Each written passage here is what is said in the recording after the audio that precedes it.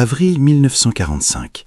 Berlin est en flammes. Chars soviétiques avancent rue par rue, maison par maison. Dans les décombres d'une ville qui agonise, des soldats allemands tiennent leur position avec une détermination désespérée. Mais regardez de plus près ces défenseurs. Regardez leurs visages. Ils ont 12 ans, 13 ans, 14 ans. Des enfants en uniforme trop grand, tenant des fusils plus lourds qu'eux, défendant une cause perdue pour un homme qui les a condamnés à mort avant même qu'ils aient eu le temps de vivre. Ce n'est pas une fiction. Ce n'est pas une exagération.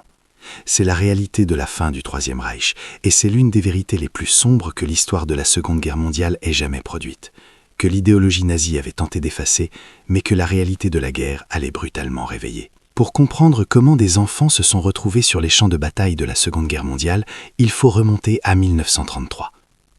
Dès son arrivée au pouvoir, Adolf Hitler comprend une chose fondamentale. Pour construire son empire millénaire, il ne suffit pas de conquérir des territoires, il faut conquérir les. Et les esprits les plus faciles à conquérir sont ceux des enfants. Le 1er décembre 1936, Hitler signe la loi qui rend les jeunesses hitlériennes obligatoires pour tous les jeunes Allemands de 10 à 18 ans. La phrase qu'il prononce ce jour-là résume tout. Ces jeunes, ils ne verront rien d'autre que moi. Ils appartiendront à l'Allemagne. La machine est lancée. Les jeunesses hitlériennes ou Hitlerjugend en allemand sont divisées en plusieurs branches. Les garçons de 10 à 14 ans rejoignent le Deutsches Jungvolk, les jeunesses allemandes. À 14 ans, ils intègrent la Hitlerjugend proprement dite jusqu'à 18 ans. Les filles suivent un parcours parallèle dans la Bund Deutscher Mädel, la Ligue des jeunes filles allemandes. À son apogée en 1939, l'organisation compte plus de 8 millions de membres.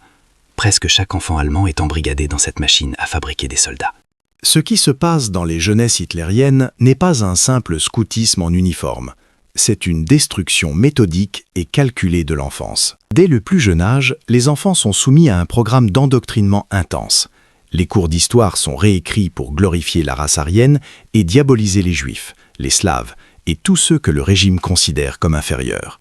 Les enfants apprennent à dénoncer leurs propres parents si ces derniers montrent des signes de déloyauté envers le régime. Mais c'est l'entraînement physique et militaire qui distingue les jeunesses hitlériennes de toute autre organisation de jeunesse. Dès 10 ans, les garçons apprennent à manier les armes.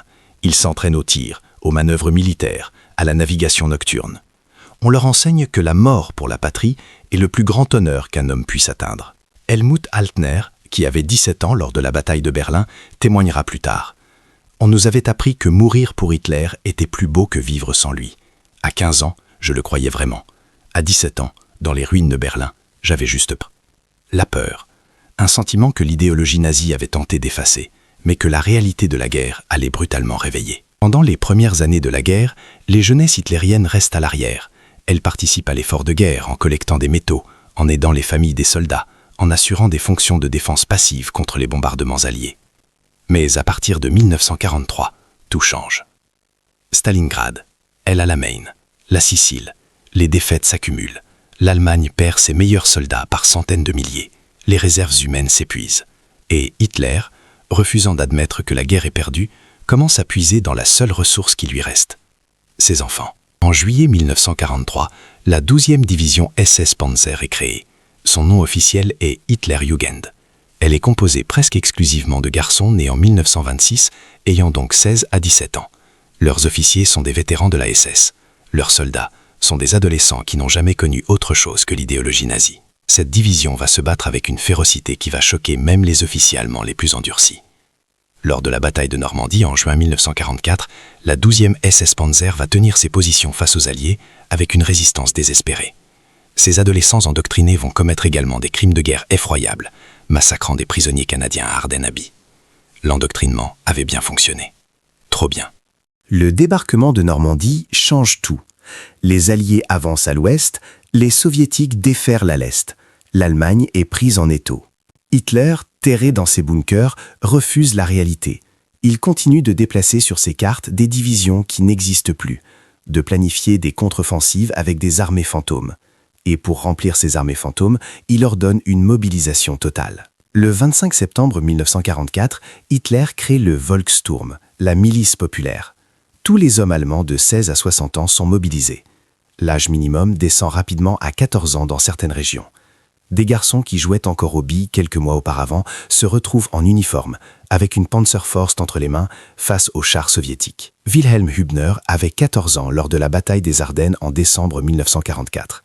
Il témoignera des décennies plus tard. On nous a donné une Panzerfaust et on nous a dit de viser les chars. On ne nous a pas dit quoi faire après. On ne nous a pas dit qu'on allait mourir. Beaucoup sont morts. Les statistiques sont terrifiantes. On estime que plus de 200 000 membres des jeunesses hitlériennes ont été tués au combat entre 1943 et 1945. Des dizaines de milliers d'autres ont été blessés, mutilés, faits prisonniers. Des enfants qui auraient dû être à l'école se retrouvaient dans des camps de prisonniers soviétiques, dont beaucoup ne sont jamais revenus. Avril 1945. Ici que l'horreur atteint son paroxysme. Berlin est encerclée par 2,5 millions de soldats soviétiques. La ville est un champ de ruines sous les bombes. Et Hitler, dans son bunker sous la chancellerie, ordonne la défense jusqu'au dernier homme. Parmi ces derniers défenseurs, des milliers d'enfants. Arthur Axmann, le chef des jeunesses hitlériennes, a personnellement ordonné que ses membres défendent Berlin. Des garçons de 12 à 16 ans sont postés au carrefour, dans les caves, sur les toits, avec des armes trop lourdes pour leur petit corps. Les généraux soviétiques, découvrant qu'ils combattaient des enfants, étaient horrifiés. Vassili Tchouikov, commandant de la 8e armée de la garde soviétique, écrira dans ses mémoires « Nous avons trouvé des cadavres d'enfants en uniforme. Certains avaient l'air d'avoir 12 ans. Mes hommes pleuraient, mais ces enfants se battaient, avec la férocité du désespoir et de l'endoctrinement combiné. Certains refusaient de se rendre même face à une mort certaine, répétant les slogans qu'on leur avait inculqués depuis l'enfance. Parmi eux, Willy Hübner, 15 ans, défenseur du pont de Pichelsdorf à Berlin. Il tiendra sa position pendant 3 jours avec une poignée d'autres adolescents face à l'armée soviétique. Il sera l'un des rares à survivre. Il témoignera 60 ans plus tard, la voix brisée. Je ne comprenais pas que la guerre était perdue. On nous avait dit qu'on allait gagner jusqu'au bout. On croyait encore. Le 30 avril 1945, Hitler se suicide dans son bunker. Le 8 mai, l'Allemagne capitule. Pour les survivants des jeunesses hitlériennes, la guerre se termine, mais le cauchemar continue. Des milliers sont dans des camps de prisonniers soviétiques, dans des conditions épouvantables. D'autres errent dans une Allemagne en ruine, orphelins, blessés, traumatisés. Et puis, il y a la culpabilité. Ces enfants qu'on avait endoctrinés pour tuer, pour haïr, pour mourir, doivent maintenant vivre avec ce qu'ils ont fait et ce qu'on leur a fait croire. Alphonse Heck, ancien membre des jeunesses hitlériennes, devenu journaliste américain, consacrera sa vie à témoigner de cette expérience. Il écrira « Nous n'étions pas des monstres. Nous étions des enfants à qui on avait appris à être des monstres. La différence est importante. » L'histoire des jeunesses hitlériennes forcées au combat est l'une des plus grandes tragédies de la Seconde Guerre mondiale.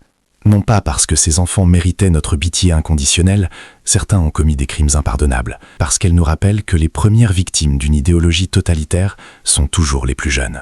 Hitler n'a pas seulement volé l'enfance de millions de jeunes Allemands, il les a transformés en armes jetables pour une cause condamnée, puis il les a envoyés mourir dans les ruines d'un empire qui n'avait jamais existé que dans sa tête malade. Des enfants de 12 ans tenant des Panzerfaust face aux chars soviétiques, des adolescents mourant dans les décombres de Berlin en criant des slogans appris à l'école, des garçons de 16 ans dans des camps de prisonniers sibériens.